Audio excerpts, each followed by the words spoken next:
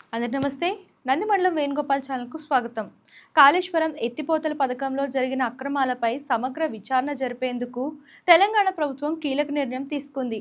సోమవారం కాళేశ్వరం ప్రాజెక్టుపై నిర్వహించిన ప్రత్యేక సమీక్షా సమావేశంలో ముఖ్యమంత్రి రేవంత్ రెడ్డి సిబిఐ విచారణ కోసం ఒత్తిడి పెంచాలని అధికారులను ఆదేశించారు. ఈ ప్రాజెక్టుకు సంబంధించి విచారణ చేపట్టేందుకు ఎటువంటి అడ్డంకులు లేవని సీఎం స్పష్టం చేశారు.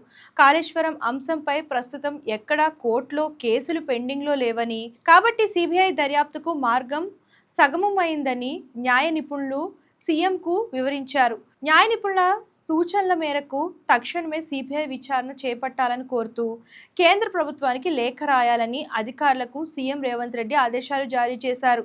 ఈ విచారణ ప్రక్రియను వేగవంతం చేసేందుకు రాజకీయంగా కూడా పావులు కదపాలని ప్రభుత్వం భావిస్తోంది.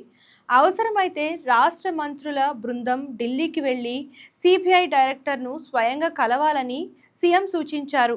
ప్రాజెక్ట్ నిర్మాణంలో జరిగిన సాంకేతిక లోపాలు, నిధుల దుర్వినియోగంపై ఇప్పటికే వచ్చిన నివేదికలను సిబిఐకి అందజేయాలని నిర్ణయించారు.